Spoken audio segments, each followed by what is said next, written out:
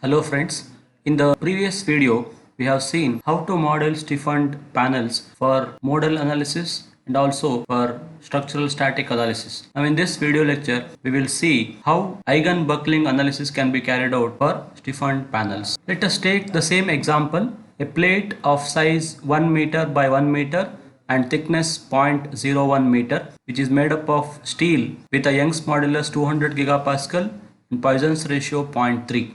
Initially, you can set the preferences to structural, go to preprocessor, element type, add the element shell 181, close, material properties, material models, structural linear elastic isotropic. Young's modulus is 200 gigapascal. So you can enter 2E11 Newton per meter square. Poisson's ratio is 0.3. OK, close, go to sections, shell, layup, add or edit, enter the shell thickness as 0.01 meter, click OK. Now create the rectangle vertically because we are trying to analyze a plate for buckling. Create areas rectangle by two corners. I will enter the width as 1 meter, height as 1 meter. Rectangle is created. Now go to meshing, mesh tool. Globally you can control the element size to 0.03 meter. Quadrilateral mapped mesh, select the area, click OK. Geometry is meshed now. Go to solution, analysis type, new analysis, static, OK. Analysis options are not shown here. Click on unabridged menu. Now analysis option has come. Click on analysis options and include pre-stress effects. The last option you switch on. This is very important control. Click OK. Define loads, apply structural displacement on lines. Select the bottommost line. All degrees of freedom constraint and force on nodes. Create box selection, select these nodes on the top edge. When you select, it shows the number of nodes selected. 35 is the number of nodes. Click OK. Change the load type to FY. You have to apply one unit load for buckling analysis. So -1, but I want to distribute this 1 for 35 nodes. So -1 divided by 35 I have to enter. Click OK. It is added. Now solve current load step. Click OK. Static analysis is done. Now eigenbuckling analysis is to be carried out. So go to analysis type, new analysis, eigenbuckling. Click OK. Again go to analysis options. Number of modes to extract, you can say 1 or 2 or 5. I am entering 5 modes. Basically we will be interested in first mode. Then go to load step options, expansion pass, single expand, expand modes, number of modes to expand 5. Click OK. Solve current load step is solved. Go to general postprocessor, result summary. Result summary will give you the set of values in the frequency column, which stands for the crippling load or buckling load. The first value is 43,553. The unit is Newton here. Next we can plot the modes one by one. Go to read results, first set, plot results, contour plot, nodal solution, deformation, vector sum. Click OK. This is the first mode. You can see first mode. I will display the contour with undeformed edge. This is the first mode, buckling.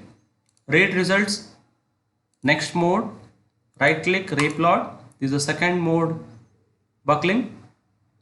Next set, right click, replot. This is the third mode. Next set, right click, replot. This is the fourth mode. Next set, right click, replot. This is the fifth mode. Like this you can see the deformation related to each buckling mode. So in ANSYS we obtained the first buckling load as 43.55 kilonewton. Now it is important to verify this answer theoretically. We'll try to do some calculation and try to verify this answer.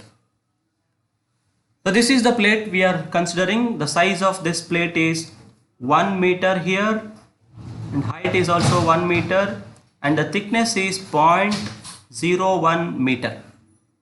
Okay, we have to find out the crippling load.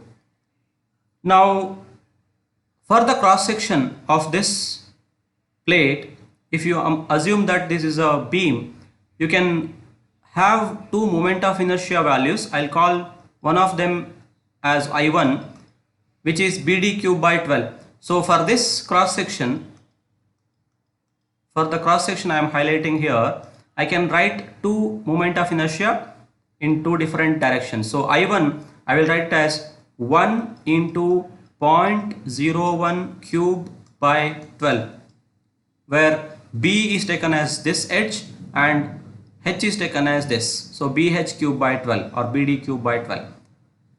And other moment of inertia I can write is I2, which is the reverse of this. So I will take the width as 0.01 and height as 1. So 1 cube by 12. This is also BD cube by 12. This can be taken as second moment of inertia.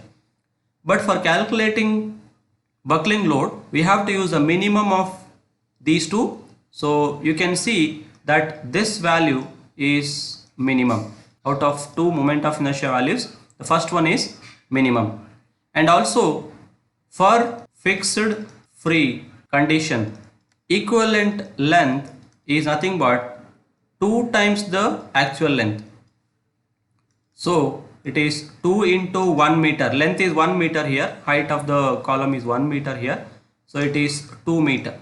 So equivalent length is 2 meter for this case. And Euler's crippling load equation, if you recall from strength of materials, it is given by PCR is equal to pi square EI divided by L equivalent square. This is the equation given by Euler's column buckling.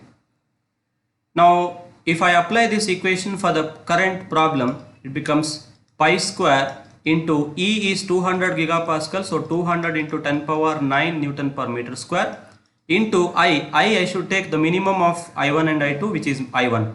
So I will take I1 here, 1 into 0.01 cube by 12 whole divided by L equivalent square. L equivalent is 2, so it is 2 square.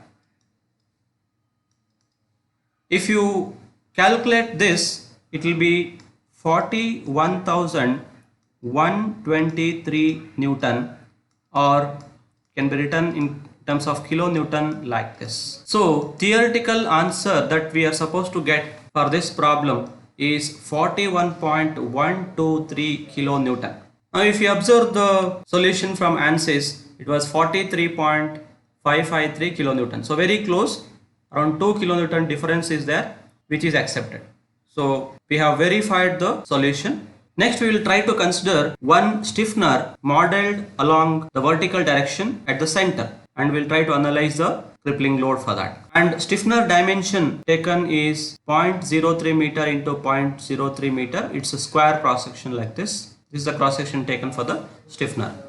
Now I will alter the same problem. I'll go back to preprocessor, go to meshing, clear areas, pick all. But still the area is present, mesh is cleared.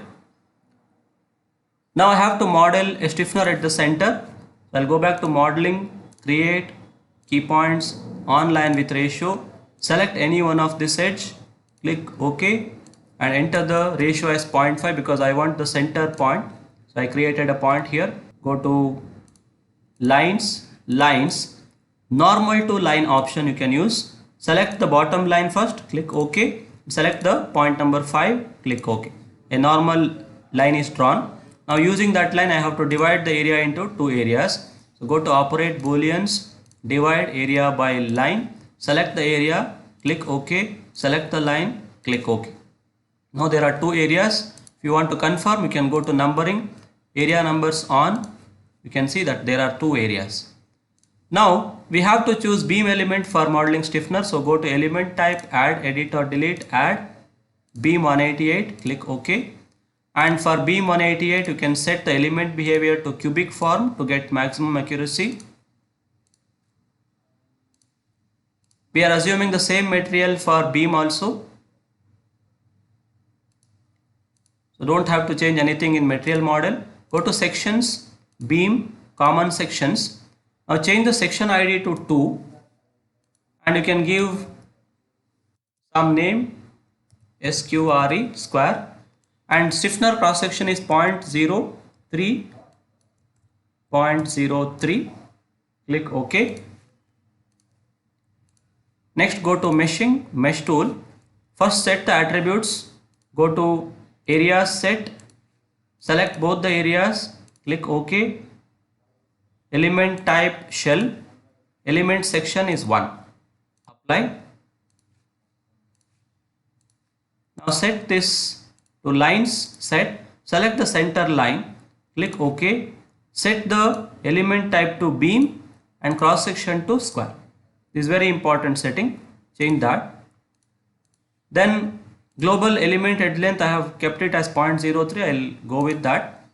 Mesh areas mapped, select both the areas, click OK. Areas are meshed with shell 181 elements, but I have to also mesh the line with beam element. So go to lines here, mesh, select the line, click OK.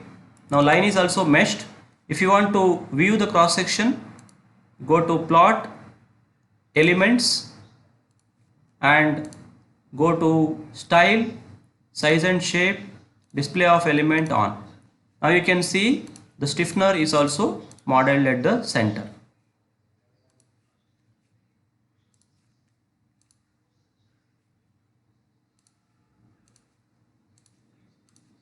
Next, I'll apply the boundary conditions. Loads, define loads, apply structural displacement on lines. There are two lines at the bottom, select both and say all degrees of freedom constraint. And force or moment on nodes, go for box selection, select the topmost row of nodes and see the number of nodes. There are 35 nodes, click OK. Change it to Fy component of load.